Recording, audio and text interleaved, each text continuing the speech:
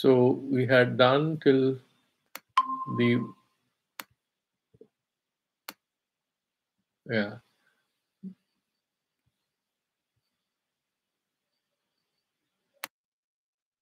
Okay, we had done till the verse number 9, and we were discussing the Asuri Sampa, the people having different kind of negative qualities, and we were discussing them. That Prabhritimcha Nibritimcha Jana na vidurasuraha na saucham na pichasaro na satyam esha vidyate. So they do not know what is pratisiddha or works, what are the things which are prohibited by the Shastras, the do's and don'ts of a good life, they do not know. And they are not very clean, and their behavior is not very acceptable.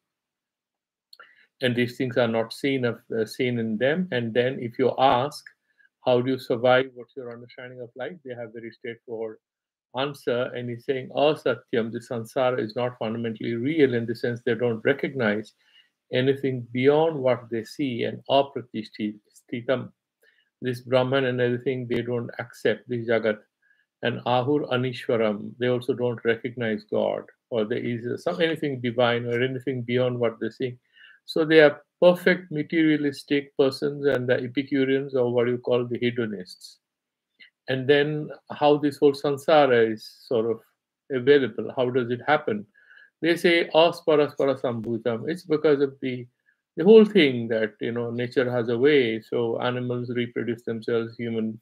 So it's all relationship between man and woman, out of which children are born, and they fulfill each other's desires. So they have this sort of a materialist, essayistic interpretation of how the society is possible, and that's perfect fine. Because and there'll be enough anthropological research data they can quote. There are a lot of societies where there's no God.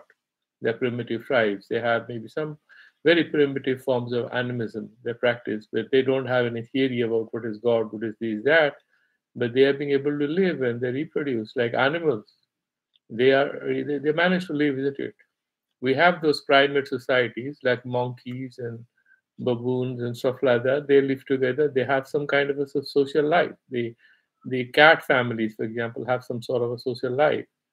So they don't need anything. They don't need your Vedas. So why are you trying to force it down my neck? And they say, Kimanyat kama haitukam. Everything that you see is kind of born out of desire, and that is how they make sense of it. Etam drishtim avastabhya. So having this sort of an understanding, relying on this, these guys are nastatmano alpabuddhaya.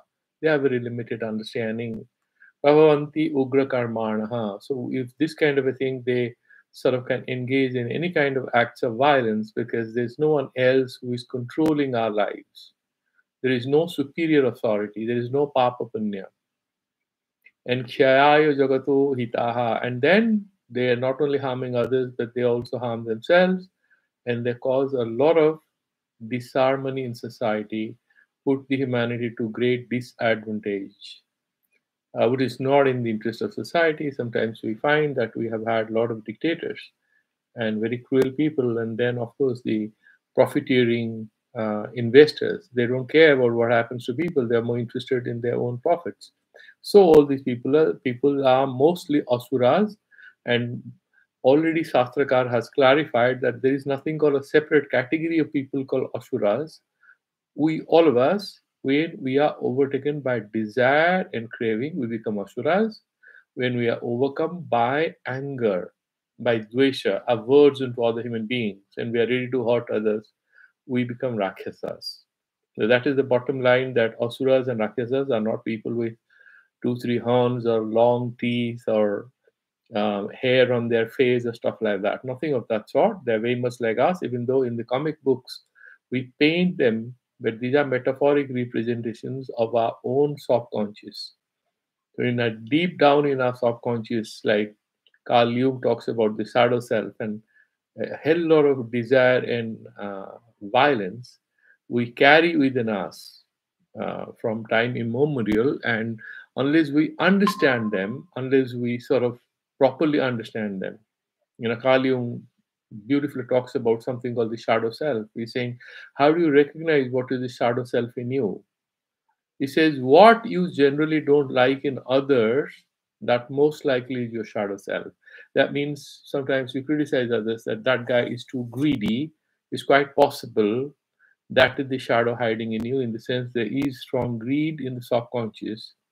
And therefore, whenever you see greed in others, you're kind of reminded of our discomfort which is hiding in us. So the beautiful part of the story is that these asuras and rakshasas are not different from us. They're very much us.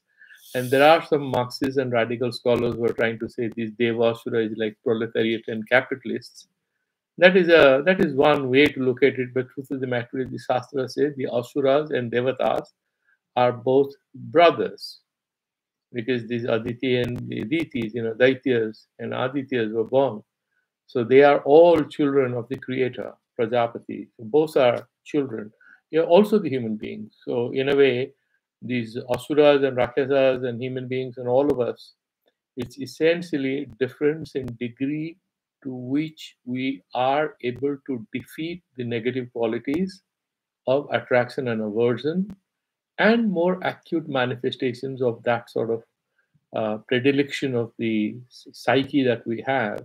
Strong attraction will make us very greedy, and some people even philosophically glorify that, isn't it? Like you had that American author called Ayn Rand who propounded a theory called ethical egoism, and she sort of gave selfishness an ethical cover, and say, yeah, that's the way you need to care for yourself, you need to love yourself. That's all fine, except that we need to put it in a larger context. Are we living in an isolated island, or are we living in a society in which we are supposed to be moral beings? When we talk about ourselves as moral beings, we are always presuming there is some kind of a relationship. We are not talking about ourselves in complete isolation from others, even though we are talking about Vedanta and all. That's all fine. That is the best way to understand a relationship is an aspect of that pure self of which we are all different images. That is the highest kind of moral thing. That's why Bhagavan says that a guy who is a jnani, he becomes vidheyatma. He doesn't need your ethics. His very senses, his body, his subconscious, they'll all be morally, by nature, he'll become a dharmatma. He doesn't anymore do or engage in any dharmic rituals. He doesn't do the anushtanam. But by nature, he remains an ethical being, because this question can come. The Asuri and Devi Sampat is about common people. What about the spiritual? Because they are gunatitas. Will they not have sattvic gunas? No, by nature they'll be sattvika. That is very nature of them. And that is because of their own purva sanskaras and also for loka sangraha, but mostly because of the fact that they have perfected their senses, they have perfected their reasoning, their self-control. So they will not be violating rules. So, like for example, if somebody picks up that great book of Friedrich Nietzsche called Beyond Good and Evil, a lot of people have this temptation that is he talking about becoming criminal or anything you want? No, no, he's saying something much superior to what is presumed about that book. Similarly, this Vedanti, who is a very great Atmavid, he's beyond good and evil. He's not wasting time what is good, what is bad. Not because he's trying to violate any rules of goodness or good behavior, but because by nature he has become that. And now he wants to go beyond. To be good or bad, to be good, you are presuming presence of others. There is some duality, but this Atmavid is beyond that. It doesn't mean he's going to hurt others, even though there are certain senses. This Atmavid, even if he kills others, he's not punished. Why? Because actually he's so morally perfect. This is Tutyartham. It's in order to praise that guy, he cannot commit any error, because everybody knows he would not, because he has already rejected his body. So none of his decisions, none of his argumentations, none of his choices shall be driven by choices of the body, by likings and dislikings of the body consciousness. That is how it's mentioned.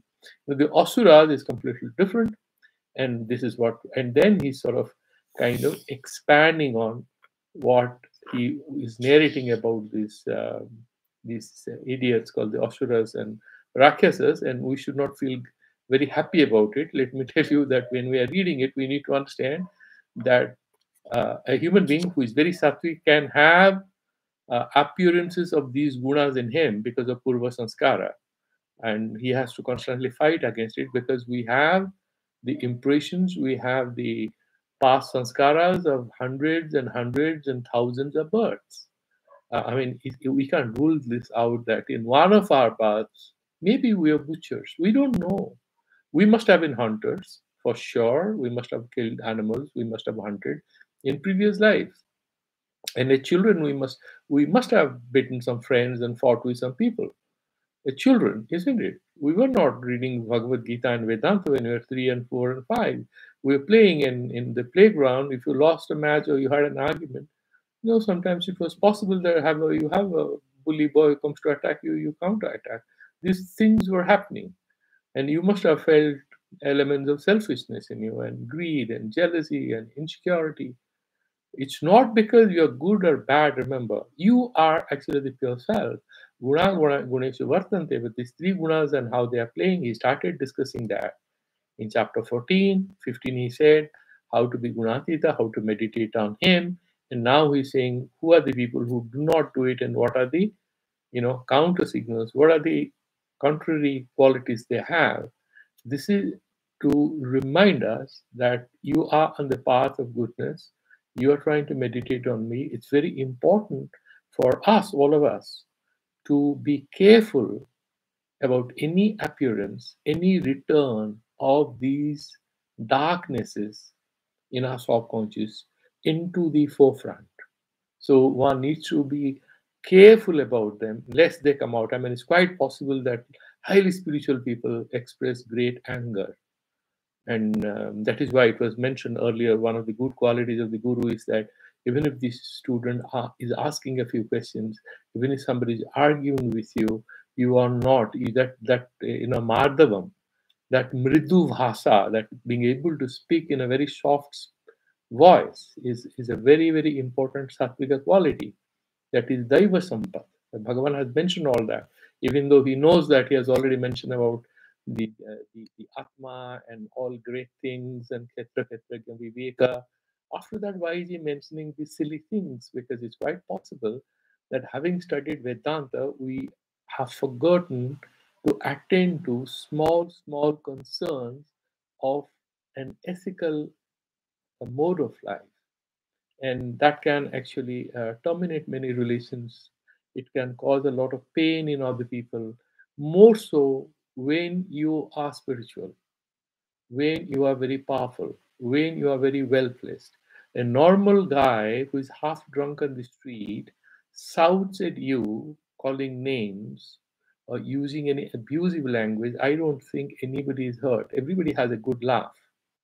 So when one's wife or husband or father or brother or a very valued colleague uses any, you know, words without much discretion and it's directed at you, he cuts jokes or anything, it really hurts you.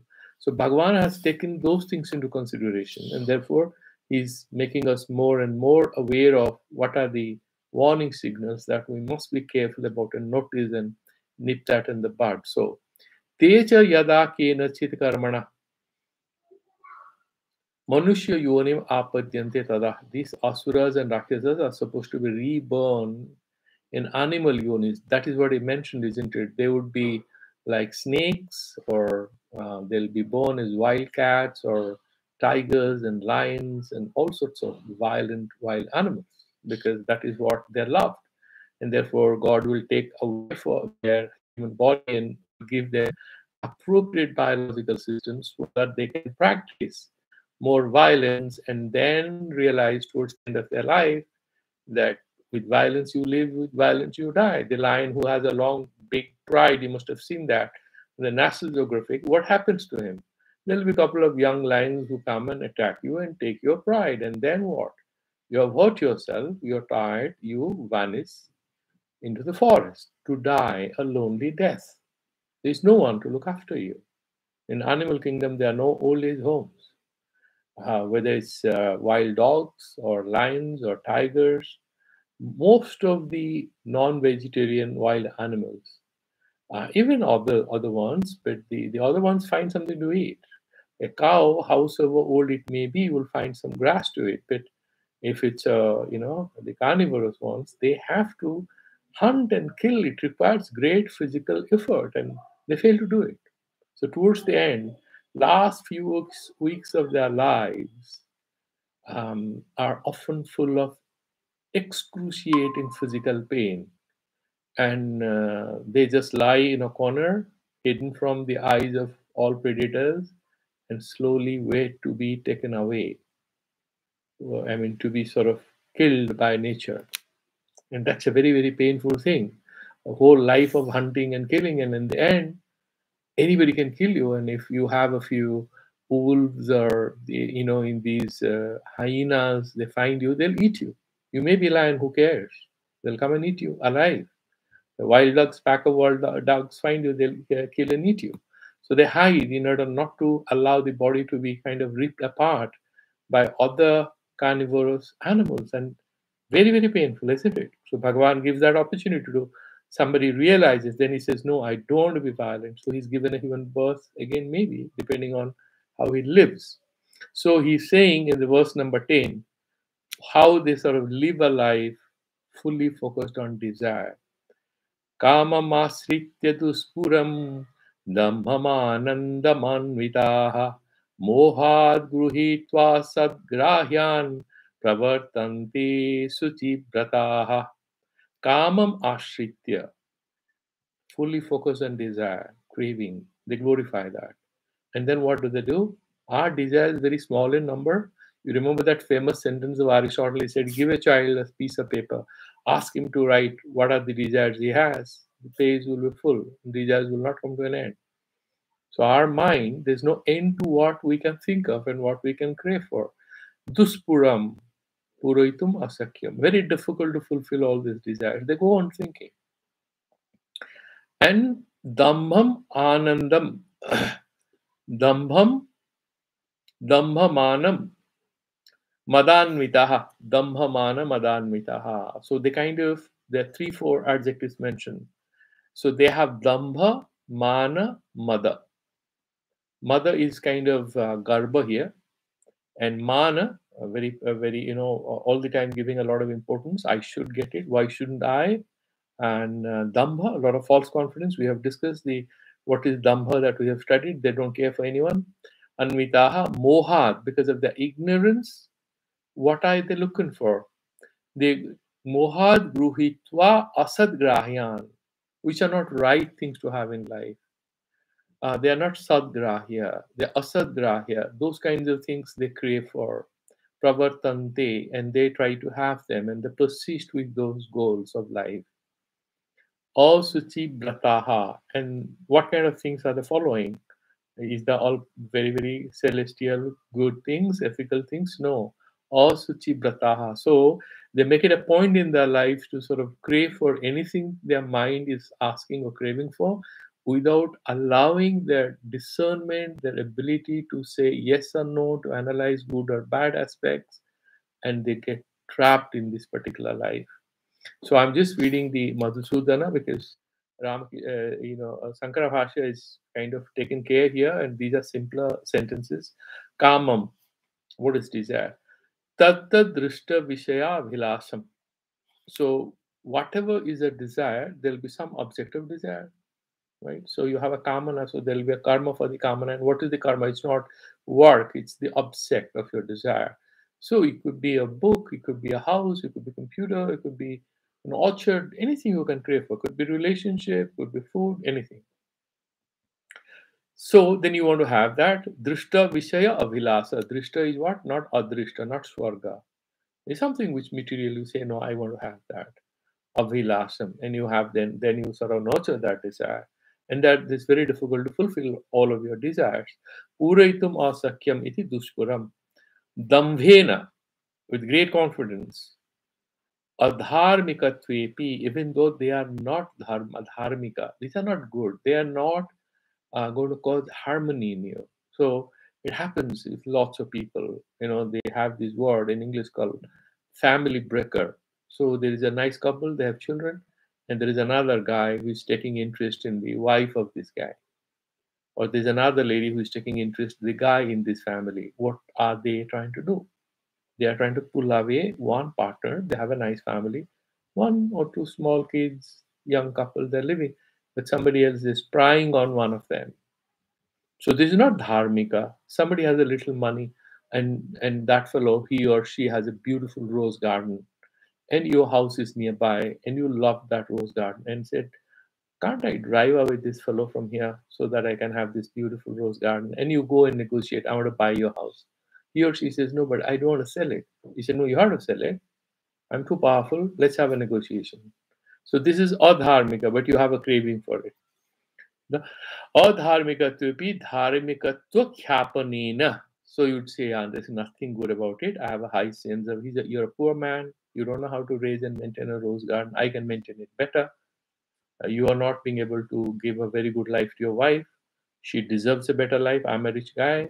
All sorts of things. Manina. And actually, you don't deserve so much of respect. That particular thing that you're craving for doesn't respect so much of respect. But you pujyatva khyapanena. That is desirable. It deserves. One should have it. One should do it. You glorify it. And madena. Utkarsa rahitatvepi utkarsa vishesha adhyaropena. That is what is he saying madena, because you kind of has that mother, you kind of have that obsession. Like, for example, it's quite possible that actually this is just a very average house with a small rose garden, but you have got obsessed with it. You have been thinking about it. So your life is meaningless without that rose garden, or without that lady, or without that person. So what are you going to do? I mean, that you see in different English or Hindi films, isn't it?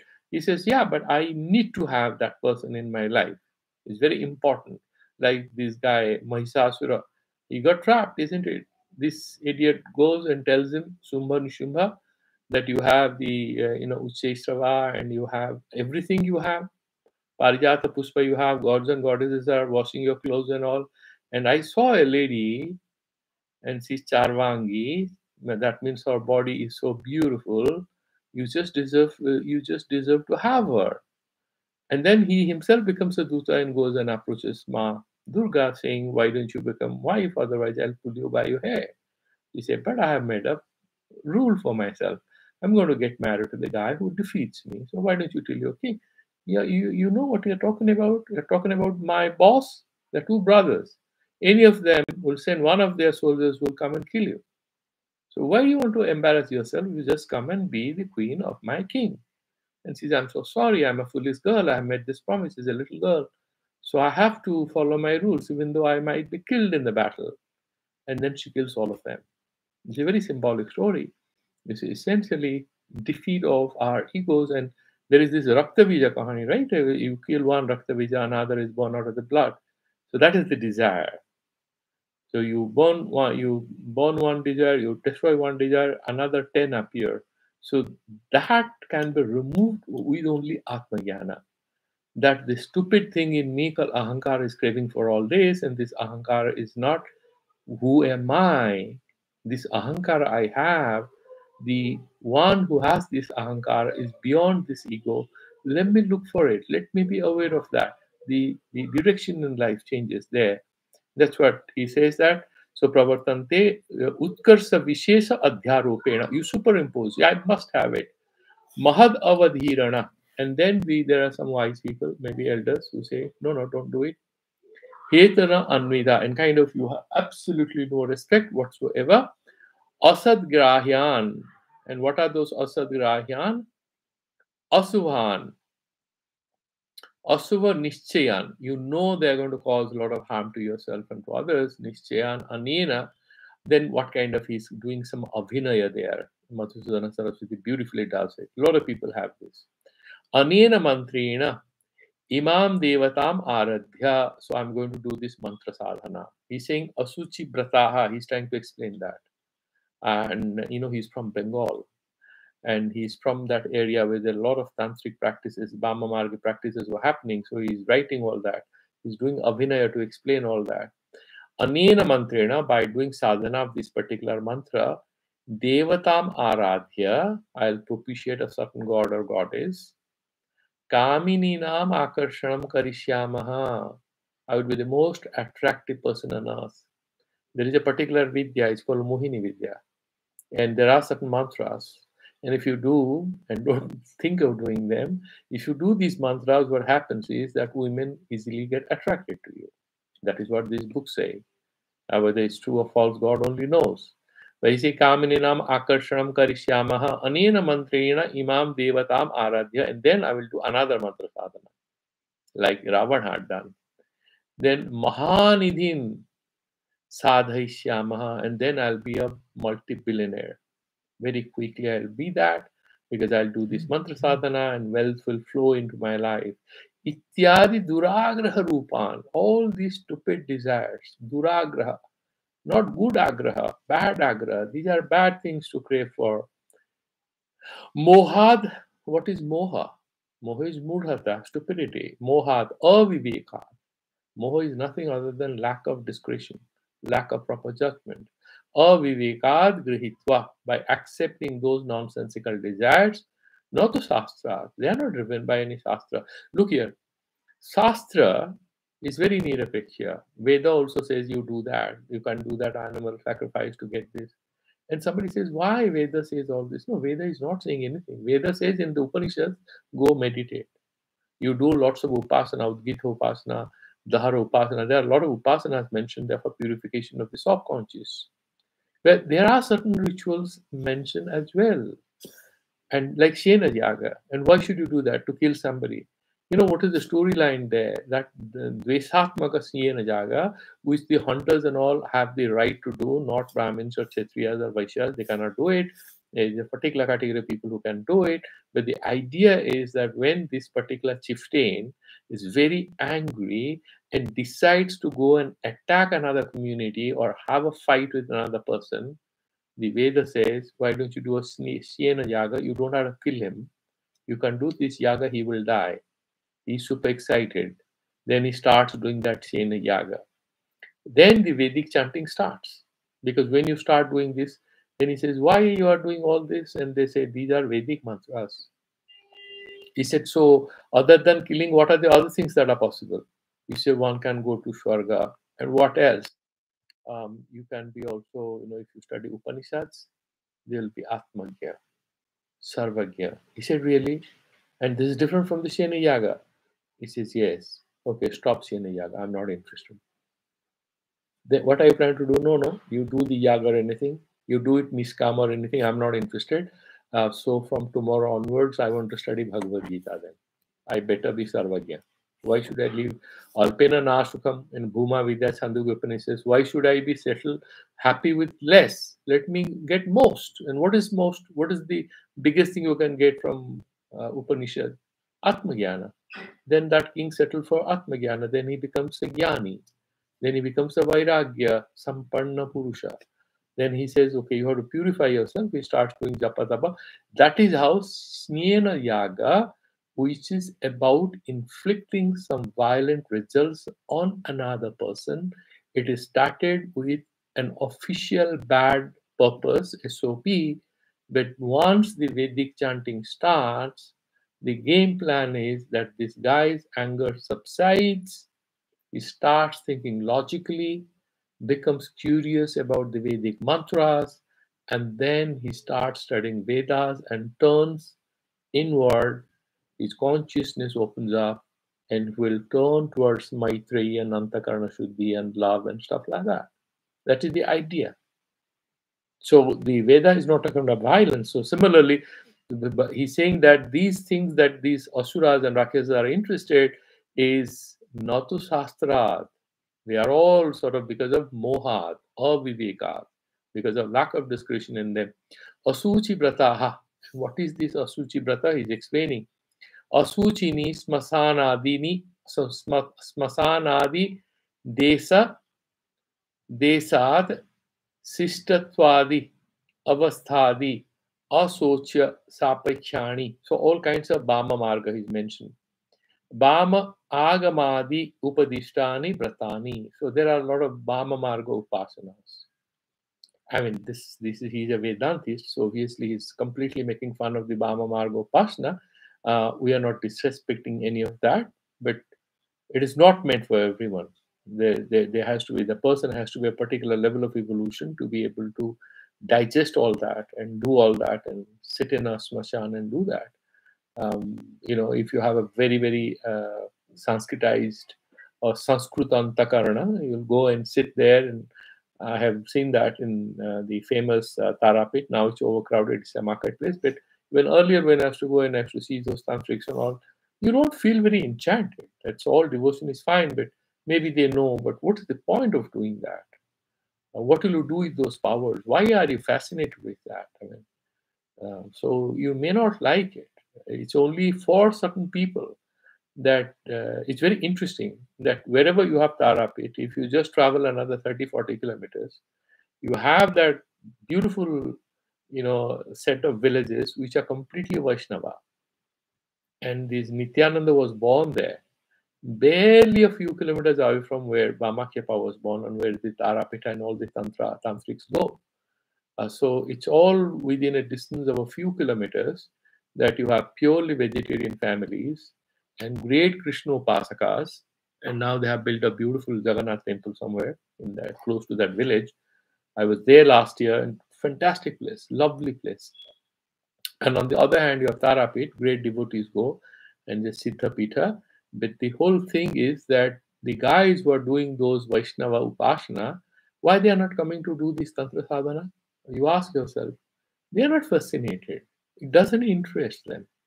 So that is how it is. So he's saying Asuchi Vrataha Asuchini Smasanadi Desat Sistatwadi Uchishtaha Adi Desa Uchishtatwadi Avasthadi Asuchi. And then you have to be at night doing this and that, and in certain rituals maybe there is need for consumption of meat or alcohol. Of course, the Mahanirvana Tantra sort of twists and philosophizes everything. That the wine is actually devotion, meat is actually control over your tongue. So they twist everything and philosophize it. Look at the what do you call it, the subtler aspects of tantra, which is mostly Dakshina Marga, and that is a totally different ball game, because in the Sri Vidya Sadhana and all, there is no animal sacrifice, nothing. It's all meditative, which is partly very close to the Vedantic thing in Chandogya Upanishad and stuff like that.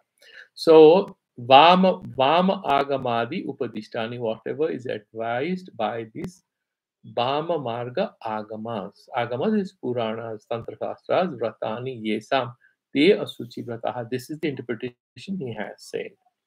We don't have to necessarily interpret like this. Asuchi Vratas can be perfectly secular people who maybe go spend their nights in a nightclub, and there are different kinds of other kind of stupid places where people go in the name of looking for pleasure. It could also refer to them.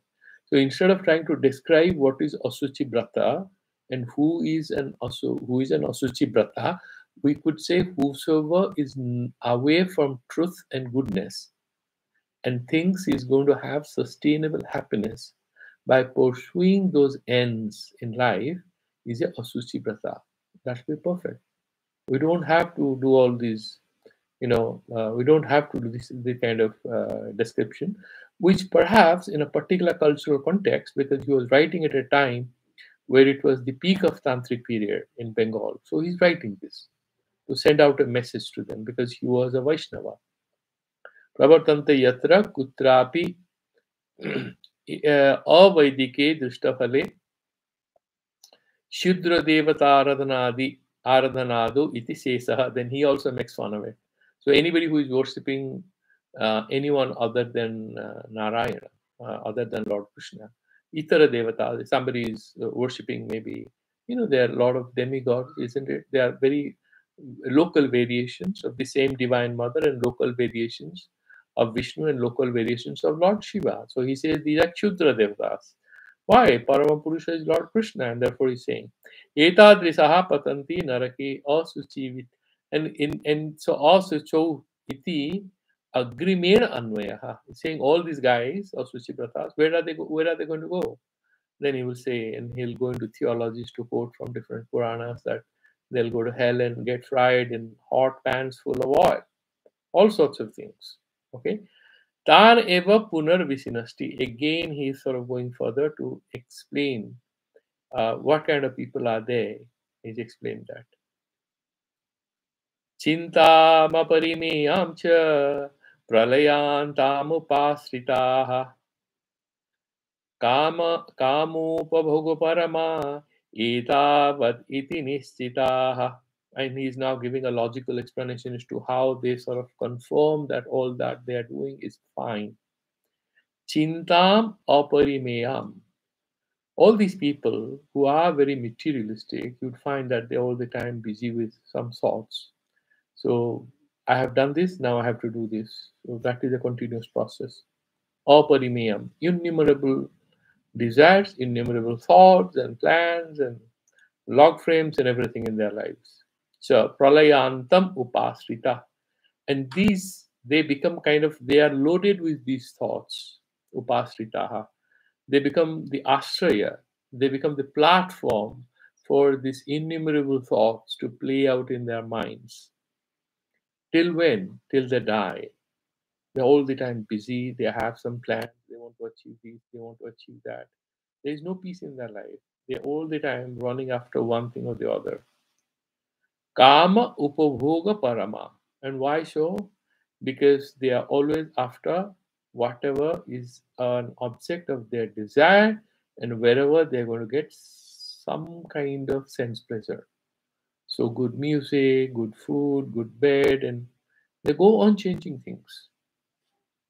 Etavat iti nischitaha. Somebody will ask, why didn't you also work for going to Swarga? Why didn't you do one Rudravishekam? Why don't you do one Bhagavata Saptaha?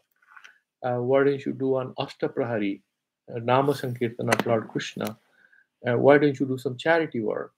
Why don't you feed some poor orphan boys and girls? And then what happens? Why should I do it? Then you'll go to Shwarga. He says, well, I don't believe in Shwarga. Because this particular verse is kind of targeting the Indian hedonists, the Charvaka Panthis. So he's saying Chintam, and what kind of thoughts they have. And Madhusudana Saraswati is pretty generous here because he's not trying to. A person can have any kind of thoughts, isn't it? Bad, good, all kinds of thoughts. He's saying Atmiya Yoga Kshema. So, like for example, for yourself and for your relatives, I have one house. I want to have one more. Why? Holiday house for my wife. And what is this? Then my children. I have two children, so two more houses. And this one, well, I want to go there once in a while. I'm too tired, and I'm caught up with this family. So once in a while, I want to go stay alone, have my books, and study all sorts of things. Yoga Kshema. Yoga is trying to have what you don't have, and Kshema is maintaining what you have. Yoga Kshema Upaya Alochanatmika. So, and what is Upaya Yoga Kshema? You want to have. So, there'll be a means to it. So, you want to find out what are the things you want to do. And then Alochana, you want to analyze because what are the pros and cons? If I want to have it this way, does it work? Or I'll go through a travel agent for my tour program, or I want to go through this agent. So you will have lots of discussions when we are planning a holiday. So they do this alochanatmika kam aparimeyam, and there is the innumerable thoughts. They're all the time loaded with thoughts. And aparimeya vishayatvat. Why? Why innumerable thoughts? Because the subject matter the mind is dealing with are also innumerable. Because we're dealing with innumerable objects of your desire, and to realize them, to have them or to maintain them, you also need unlimited number of thought processes, plans, deliberations. So therefore you're overloaded with innumerable thoughts and processes and stuff like that. Parimatum asakyam, which is very difficult to measure. And until when? Till death. Pralayo maranam eva antu yasyam tam pralayantam. So all these thoughts, chintas, are only end in death. Till the person is alive, till death do we part. This is what people say when when they marry, they make a promise. In health and illness, sickness and poverty and blah blah blah, we shall be together. And this guy says this to the wrong cravings and thoughts. Till death, we shall not part with each other, we shall be loyal to each other. Whether we are happy or sad, in health and sickness, we shall be together. Me and my thoughts regarding whatever I consider to be good. So essentially, he's eaten up by his own intelligence and his own mind. He becomes a victim of his own intelligence. And that's why a lot of people say that don't listen too much to your mind. Sometimes it's very important to listen to your heart. The Vedanta says the heart is nothing. That word is used only to tell you about yourself. That heart is kind of an upadhi for the self, and must turn to that. So pralayantam java jivam anavartamanam iti yavat. So until you live, they are all present in your life. Na kevalam asuchi prataha, but it's not only that the apavitra, the things which are not sacred, all bad things, prohibited things, transgressions that they indulge in. Pravartane kintu etadrisim chintam cha upasritaha iti samuchayartha chakaraha. So he is overloading that papi or ashura. The life of, let's imagine that there's a guy who's a poor person and he's working. In ancient days, there were a lot of poor people working for jamidars, and these jamidars were kind of using their assistants to forcibly collect taxes or attack somebody or run away with somebody's daughter. They were doing all that. Now, what about these poor farmers who are kind of victims of this sort of atrocious rule? Well, they're poor. They are kind of doing it because they have no option. They sometimes have some papa punya chinta and they run away or do something, whatever. They do it if they don't have an option. But this guy who's getting everything done, that Don or whatever you call it, that evil character, he's not only getting these things done, but he's also all the time planning and thinking about it. Look at how miserable his life is. He's not only indulging in lowly acts, but he's all the time thinking about them and is planning about them. And that is how he's first he mentioned about the kind of negativity we associate with externally manifest negative activities. Then he says, even more important is for us to realize that these negative aspects have even a more dark side to them, which is the subjective aspect, which is all in our minds. Now, thereby, he's saying, even if we may not be displaying these negativities in our lives, through our behavior, if we entertain these raga dvesha thoughts in our minds, we will be miserable. It's quite possible that we are actually not practicing, we are not snatching anybody's wealth, we are not hurting anyone. But the moment we start entertaining these thoughts, the moment we start entertaining a lot of cravings and desires, I want to have that, I want to have that, I don't like this, I don't like that, the, the subjective aspects prepares the ground for us to commit that error in reality. It's quite possible that you can train your mind to deliberately indulge in a few daydreams, but Bhagavan is making it very clear in the commentary. At least Madhusudan is making clear that these things do not spare your ability to be happy. They affect your ability to be happy if you entertain these kind of thoughts. Sad ananta chintapara, and then ananta chintaparavi kadachid पारलौकिक चिंतायुताः किंतु काम उपभोग परमाः काम्यन्ते अनेन इति कामाः दृष्टाः शब्दादयः विषयः तद उपभोग एव परमः पुरुषार्थः न धर्मादिर येषां ते तथा. So what he is now analyzing the word kamo upabhoga parama. So what is this meaning? Kama upabhoga parama. He's talking about kama, no. Kama and upabhoga is the ultimate destination of the person is being referred to by this word kamo pabhoga paramaha. So that is how he's doing the vigraha of the whole world. So sad ananta chinta para api. And actually, this could be a print error. Na kadachit paralokika chintayutaha. So, even though they are all the time innumerable thoughts, ananta chinta para. Somebody will say, if you're thinking so much, there's a guy, he's a muscle man in the village. Everybody is aware of him and scared of him. Whatever he wants, whatever says becomes law in that village. Just think about it. There are quite a few characters. The grandmother of this boy, who has become like that, once calls him and says, Beta, you're so powerful. Now, of course, anybody can open his mouth before me. He says, yeah. So if that is the case, is it possible for you that you sort of issue a diktat that people will not throw their garbage in front of their houses? Is it possible for you to ensure that this particular temple, this festival, there is no disturbances? Do you have enough guys to ensure that? Why don't you repair this temple? She says this. She's testing. If there is some hidden punya, this guy might do it, and his life may change. It has changed in many such cases.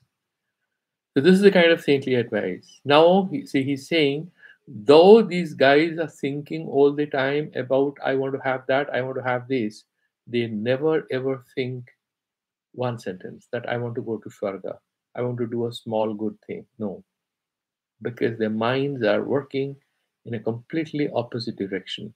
So kadachit paralokika chinta yutaha. They're never ever connected with, the mind is never connecting with that kind of, that I will do something good, people will praise me when I'm dead. Those things, those thoughts don't come to them. This is a arthavada sentence. This is a ninda parakas, vachana. Why? To frighten us that we don't become like that.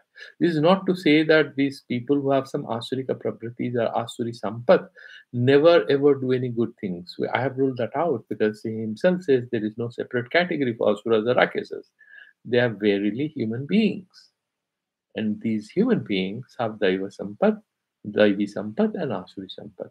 So, in order to alert us that we don't become like them, he says these guys are all the time obsessed with upabhoga and desire and fulfillment of desires. That is their ultimate destination. And kintu kama upabhoga paramaha. And that word is explaining what is kama. Kamyate iti kamaha. Whatever we desire, these are the desires. So this whole process, psychological engagement, is not desire here. Kamyate iti kamaha means that these are essentially objects of desiring in certain things. These are the things we desire. Therefore, they are desires. And what are they? Drishtaha. That means vishaya, kama vishaya. They are referred to as kamaha. And whatever is here and now, material objects. Could be relationship, it could be material or non-material, but very much of the sansara. Savdadeyaha, good music, could be land or garden or money or relationship or anything.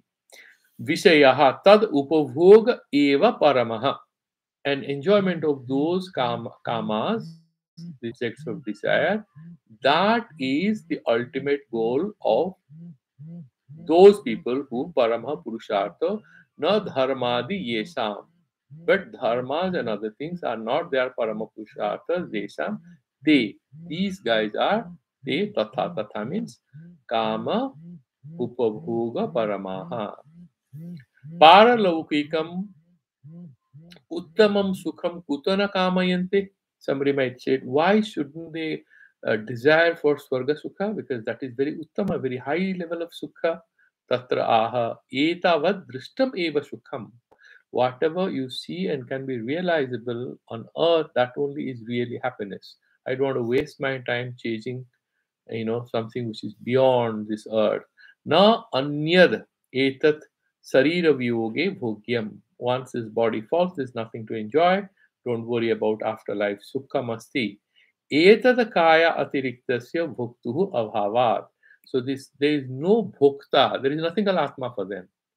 So this kaya atirikta bhokta or karta, they don't imagine. The Mimamsakas, karma kandis, they imagine there is Atma. That is why they want to go to Swarga, because this body cannot go, they know it.